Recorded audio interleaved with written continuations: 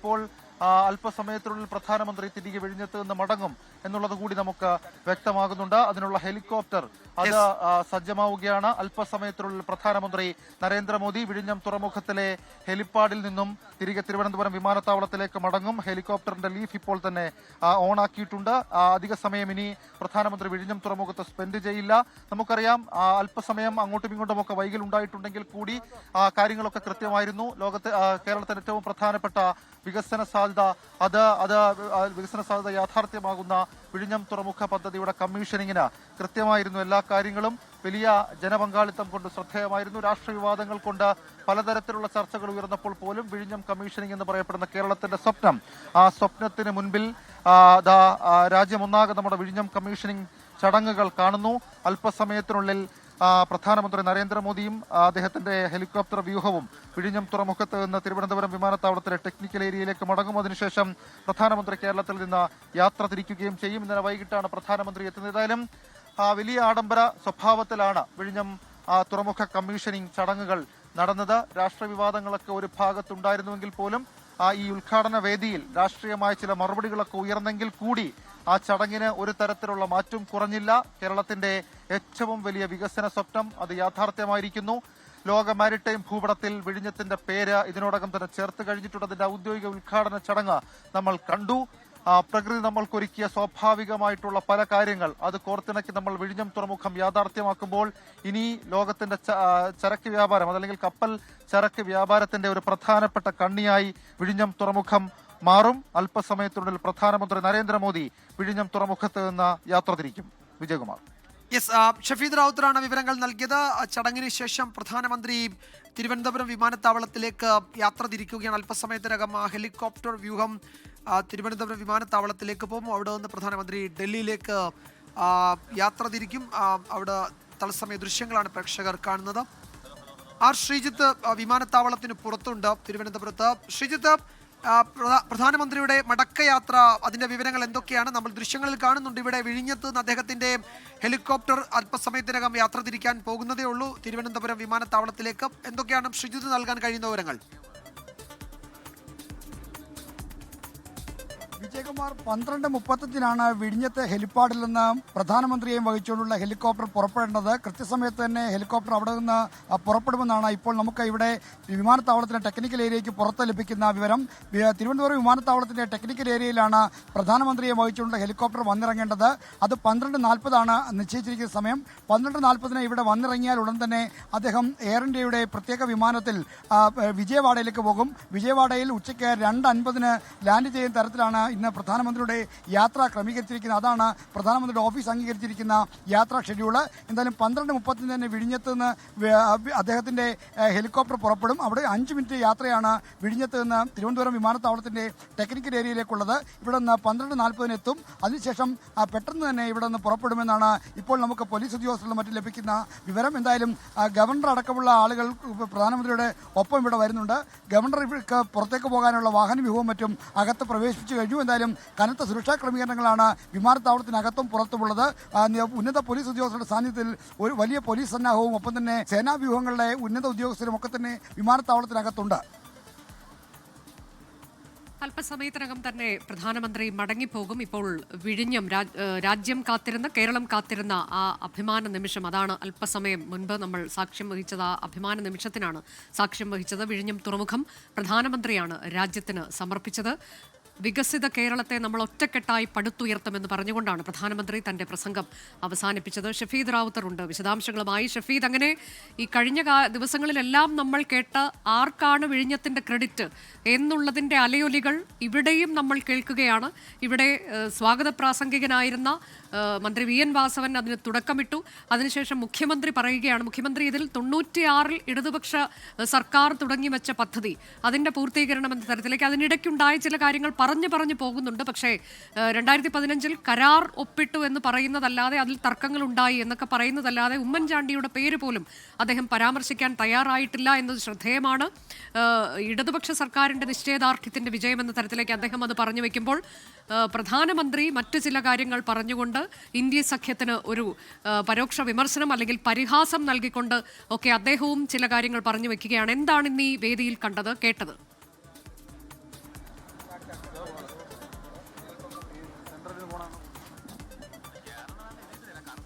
കാണാൻ സാധിക്കും. കേരളത്തിന്റെ അഭിമാന പദ്ധതി കമ്മീഷൻ ചെയ്ത ശേഷം പ്രധാനമന്ത്രി നരേന്ദ്രമോദി മടങ്ങുന്ന ഹെലികോപ്റ്ററിന്റെ ദൃശ്യങ്ങളാണ് നമുക്കിപ്പോൾ കാണാൻ സാധിക്കുന്നത്. വിഴിഞ്ഞം തുറമുഖത്ത് നിന്ന് സവിശേഷതകളേറെയുള്ള പ്രകൃതി അനുഗ്രഹിച്ച വിഴിഞ്ഞം തുറമുഖത്ത് നിന്ന് പ്രധാനമന്ത്രി നരേന്ദ്രമോദിയുമായിട്ടുള്ള ഹെലികോപ്റ്റർ വ്യൂഹം പറന്നുയരുന്നു.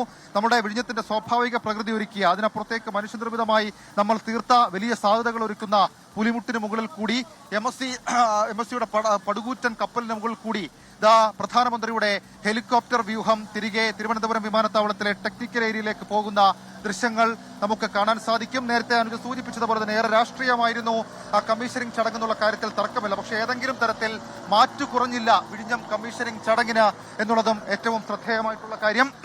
അങ്ങനെ പ്രധാനമന്ത്രിയെ വഹിച്ചുകൊണ്ടുള്ള 3 ഹെലികോപ്റ്റർ വിഴിഞ്ഞം തുറമുഖത്തിന്റെ അല്ലെങ്കിൽ വിഴിഞ്ഞത്തിന്റെ ആകാശത്തുകൂടി തിരികെ തിരുവനന്തപുരം വിമാനത്താവളം ലക്ഷ്യമാക്കി പോവുകയാണ്. മുൻപ് നമ്മൾ സൂചിപ്പിച്ചതുപോലെ തന്നെ വിഴിഞ്ഞം അവകാശ തർക്കമടക്കം സജീവമായി കേട്ട കുറച്ച് ദിവസങ്ങളായിരുന്നു. വിഴിഞ്ഞം കമ്മീഷനിങ്ങിന് മിനിറ്റുകൾക്ക് മുൻപ് പോലും അത്തരം വിവാദങ്ങൾ നമ്മൾ കേട്ടിരുന്നു. പക്ഷേ വിഴിഞ്ഞത്തിന്റെ വേദിയിൽ അത് തുറമുഖ വകുപ്പ് മന്ത്രി VM നാസവൻ തിരികൊളുത്തിയതിനു ശേഷം മുഖ്യമന്ത്രി ഏറ്റുപറഞ്ഞ് ഒടുവിൽ പ്രധാനമന്ത്രി ചില മറുപടികൾ കൊടുക്കുന്നതാണ് നമ്മൾ ആ വിഴിഞ്ഞം കമ്മീഷനിങ്ങിന്റെ ഔദ്യോഗിക ഉദ്ഘാടന ചടങ്ങിന്റെ വേദിയിൽ നമ്മൾ കണ്ട കാര്യം. ഏതായാലും കേരളത്തിന്റെ സ്വപ്ന പദ്ധതി അതിന് തുടക്കം കുറിച്ചത് അല്ലെങ്കിൽ അത് ലോകത്തിന് മുൻപിൽ അവതരിപ്പിച്ച പ്രധാനമന്ത്രി നരേന്ദ്രമോദി വിഴിഞ്ഞത്ത് നിന്ന് ഇപ്പോൾ മടങ്ങിയിരിക്കുന്നു. മുൻപ് നമ്മൾ സൂചിപ്പിച്ചതുപോലെ തന്നെ രാഷ്ട്രീയമായ ചില മറുപടികൾ ഉൾപ്പെടെയുള്ള കാര്യങ്ങൾ ഇന്നത്തെ വിഴിഞ്ഞം കമ്മീഷനിങ് ചടങ്ങിൽ ഉണ്ടായി. പ്രത്യേകിച്ച് തുറമുഖ വകുപ്പ് മന്ത്രി VN വാസവനാണ് അദ്ദേഹത്തിന്റെ പ്രസംഗത്തിൽ ആദ്യം ചില കാര്യങ്ങൾ ഉയർത്തിയത്. അതിനുശേഷം മുഖ്യമന്ത്രി അതിൽ ചില കാര്യങ്ങൾ പറയുകയും ചെയ്തു എന്നുള്ളതും ഏറ്റവും ശ്രദ്ധേയമായിട്ടുള്ള കാര്യം. തുറമുഖ വകുപ്പ് മന്ത്രി VN വാസവൻ പറഞ്ഞ പ്രധാനപ്പെട്ട കാര്യം ഇതായിരുന്നു. 1ഉം 2ഉം പിണറായി സർക്കാരിന്റെ ഇച്ഛാശക്തിയാണ് വിഴിഞ്ഞം തുറമുഖം. ഒന്നും നടക്കില്ല എന്നിടത്ത് നിന്നും ഒന്നും അസാധ്യമല്ല എന്ന് സർക്കാർ തെളിയിച്ചു. വിഴിഞ്ഞത്തിന്റെ ശില്പി മുഖ്യമന്ത്രി പിണറായി വിജയനാണ് എന്നുള്ള കാര്യം കൂടി അദ്ദേഹം പറഞ്ഞു വെച്ചു എന്നുള്ളതാണ്.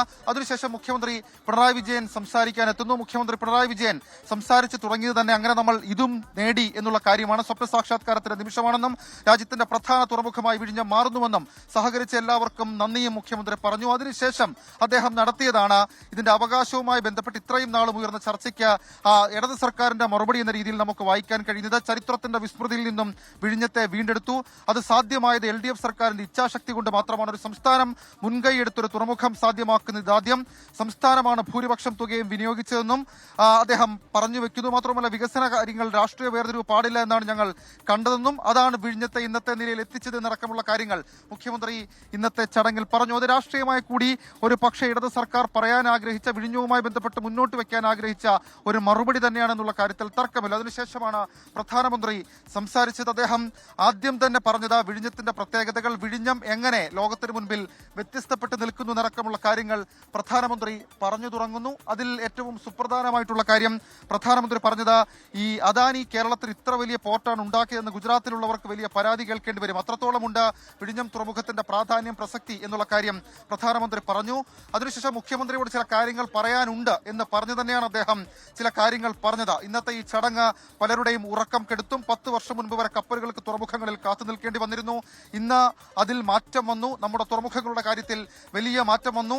മാത്രവുമല്ല അതിനുശേഷം അദ്ദേഹം പറഞ്ഞത് രാഷ്ട്രീയമായ ചില കാര്യങ്ങളാണ്. തുറമുഖ മന്ത്രി അദാനിയെ നമ്മുടെ പങ്കാളി എന്ന് പറഞ്ഞു. കമ്മ്യൂണിസ്റ്റ് മന്ത്രി സ്വകാര്യ മേഖലയെ നമ്മുടെ പങ്കാളി എന്ന് പറഞ്ഞു. ഇതാണ് മാറുന്ന ഭാരത് എന്നും മാരിടൈം മേഖലയിൽ സ്വകാര്യ മേഖലയുടെ സംഭാവന വലുതെന്നും പ്രധാനമന്ത്രി പറഞ്ഞു വെച്ചു. അതിനുശേഷം നമുക്കൊരുമിച്ചൊരു വികസിത കേരളം പടുത്തുയർത്താം എന്ന് പറഞ്ഞുകൊണ്ടാണ് പ്രധാനമന്ത്രി നരേന്ദ്രമോദി അദ്ദേഹത്തിന്റെ പ്രസംഗം അവസാനിപ്പിച്ചത്. അപ്പോൾ ഈ സംസാരിച്ച വിഴിഞ്ഞം തുറമുഖ കമ്മീഷനിങ്ങിന്റെ വേദിയിൽ സംസാരിച്ച 3 പേരും കൃത്യമായി തന്നെ രാഷ്ട്രീയമായ ചില കാര്യങ്ങൾ അത് പരോക്ഷമായിട്ടാണെങ്കിലും പറഞ്ഞ് അവതരിപ്പിച്ചു എന്നുള്ള കാര്യത്തിൽ തർക്കമില്ല. പക്ഷേ എങ്കിൽ കൂടി ഏതെങ്കിലും തരത്തിൽ വിഴിഞ്ഞം തുറമുഖ കമ്മീഷനിങ്ങിന്റെ മാറ്റ്, അതിന്റെ ഏതെങ്കിലും തരത്തിലുള്ള പ്രസക്തി അതില്ലാതായി എന്ന് നമുക്ക് പറയാൻ കഴിയില്ല. ഒരു ഭാഗത്ത് രാഷ്ട്രീയ വിവാദങ്ങൾ, രാഷ്ട്രീയ വിമർശനങ്ങൾ അടക്കമുള്ള കാര്യങ്ങൾ നടക്കുമ്പോൾ ഇപ്പുറത്ത് ലോകത്തിന് മുൻപിൽ ലോകത്തിന്റെ മാരിടൈം ഭൂപടത്തിൽ നമ്മളുടെ ഏറ്റവും പ്രധാനപ്പെട്ട പദ്ധതിയെ, നമ്മളുടെ സ്വപ്നത്തെ ഒക്കെ അടയാളപ്പെടുത്തിയ നിമിഷങ്ങളാണ് ഈ കടന്നുപോയത്. എനിക്ക് പിന്നിൽ കാണുന്ന വിഴിഞ്ഞം അന്താരാഷ്ട്ര തുറമുഖം ലോകത്തിന് മുൻപിൽ പ്രധാനമന്ത്രി നരേന്ദ്രമോദി സമർപ്പിച്ചു. ഇനി ഇതുവഴി നമ്മൾ നേടിയെടുക്കാൻ പോകുന്ന വികസനമാണ്. ഏതെങ്കിലും തരത്തിൽ VGFന്റെ കാര്യത്തിൽ, അനുബന്ധ റോഡ് റെയിൽ വികസനത്തിന്റെ കാര്യത്തിലൊക്കെ എന്തെങ്കിലും ഇളവുകൾ, കൂടുതൽ എന്തെങ്കിലുമൊക്കെ പ്രധാനമന്ത്രി നമുക്ക് നൽകുമോ എന്നുള്ള ചോദ്യങ്ങളൊക്കെ ഉയർന്നിരുന്നു. പക്ഷേ അതൊന്നും ഉണ്ടായില്ല എന്നാണ് നമ്മൾ മനസ്സിലാക്കാൻ കഴിയുന്ന കാര്യം. വിഴിഞ്ഞത്തിന്റെ 2, 3, 4 ഘട്ട വികസനങ്ങൾ, അടുത്ത ഘട്ട വികസനങ്ങൾ 2028 പൂർത്തിയാക്കാനിരിക്കുകയാണ്. പക്ഷേ വരും കാലത്ത് അതുമായി ബന്ധപ്പെട്ട് ബന്ധപ്പെട്ട കേന്ദ്രത്തിന് ചില തീരുമാനങ്ങൾ ഉണ്ടായേക്കാം. പക്ഷേ ഇന്നത്തെ കമ്മീഷനിംഗ് വേദിയിൽ അതുമായി ബന്ധപ്പെട്ട എന്തെങ്കിലും തീരുമാനങ്ങൾ പ്രധാനമന്ത്രി പ്രഖ്യാപിച്ചില്ല. അങ്ങനെ ലോകത്തിനു മുൻപിൽ വിഴിഞ്ഞം തുറമുഖത്തെ വലിയ സവിശേഷതകളുള്ള നമുക്കറിയാം ഈ രാജ്യാന്തര കപ്പൽ പാതയോട് ഏറെ അടുത്തു കിടക്കുന്ന വലിയ സാധ്യതകളുള്ള നമ്മുടെ സ്വന്തം വിഴിഞ്ഞം അന്താരാഷ്ട്ര തുറമുഖത്തെ ലോകത്തിന് മുൻപിൽ പ്രധാനമന്ത്രി നരേന്ദ്രമോദി സമർപ്പിച്ചിരിക്കുകയാണ്. അനുജ, തുറമുഖം രാജ്യത്തിന് സമർപ്പിച്ചിരിക്കുന്നു പ്രധാനമന്ത്രി. അല്പസമയം മുൻപായിരുന്നു ഔദ്യോഗിക ചടങ്ങ് നടന്നത്. ഈ ചടങ്ങിൽ സംസാരിച്ചത് 3 പേർ മാത്രമാണ്. 3 പേരും അവർക്ക് പറയാനുള്ള രാഷ്ട്രീയം പറഞ്ഞിട്ടുണ്ട് എന്നുള്ളത് തന്നെയാണ് ഇതിൽ ഏറ്റവും പ്രധാനപ്പെട്ട കാര്യം. എന്തൊക്കെ പദ്ധതികളാണ് കേരളത്തിന് ഇതിനോടകം കേന്ദ്രം നൽകിയിട്ടുള്ളത് എന്നതുൾപ്പെടെ പ്രധാനമന്ത്രിയും പറയുകയാണ്. അതിൽ ബൈപ്പാസ് കൂടാതെ ജൽജീവൻ മിഷൻ, വന്ദേ ഭാരത് തുടങ്ങി കേരളത്തിന് ഒട്ടേറെ പദ്ധതികൾ കേന്ദ്രം നൽകിയിട്ടുണ്ട്. അതിൽ സ്വകാര്യവത്കരണവുമായി ബന്ധപ്പെട്ട് അദാനി പാർട്ട്ണറാണ്, നമ്മുടെ പാർട്ട്ണർ എന്ന് VN വാസവൻ പറഞ്ഞതിനെ കുറിച്ചുകൂടി മോദി പരാമർശിക്കുന്നുണ്ട്. സ്വകാര്യവത്കരണത്തെ ഒരു കമ്മ്യൂണിസ്റ്റ് മന്ത്രി അനുകൂലിക്കുന്നു. ഇതാണ് ഇന്ത്യയുടെ മാറ്റം എന്ന് പറയുകയാണ്. പൊതു സ്വകാര്യ പങ്കാളിത്തത്തിലൂടെ രാജ്യത്ത് കഴിഞ്ഞ 10 വർഷത്തിനിടെ കോടിക്കണക്കിന് രൂപയുടെ നിക്ഷേപമാണ് നടന്നിട്ടുള്ളത്. അത്തരത്തിലേക്കുള്ള പ്രവർത്തനം അത് കമ്മ്യൂണിസ്റ്റ് മന്ത്രി അംഗീകരിക്കുന്നു എന്നുള്ളത് വലിയ മാറ്റമായി കാണേണ്ടതാണ് എന്നതുൾപ്പെടെ പറഞ്ഞുകൊണ്ട് ഒരു വികസിത കേരളത്തെ നമുക്ക് ഒറ്റക്കെട്ടായി കെട്ടിപ്പടുക്കാമെന്നാണ് പ്രധാനമന്ത്രി വ്യക്തമാക്കിയത്. മുഖ്യമന്ത്രിയും ഇത് ഏത് തരത്തിലേക്ക് ഈ പദ്ധതി യാഥാർത്ഥ്യമാക്കാൻ 2016 മുതൽ ഉണ്ടായിട്ടുള്ള പിണറായി വിജയൻ സർക്കാർ ഏത് തരത്തിലേക്കാണ് LDF സർക്കാർ അതിനുവേണ്ടി ഒരു മുന്നോട്ട് നിന്നുള്ള പ്രവർത്തനം നടത്തിയത് എന്നതുൾപ്പെടെ മുഖ്യമന്ത്രിയും ചൂണ്ടിക്കാട്ടുന്ന കാഴ്ചയാണ് നമ്മൾ ഈ വേദിയിൽ കണ്ടത്.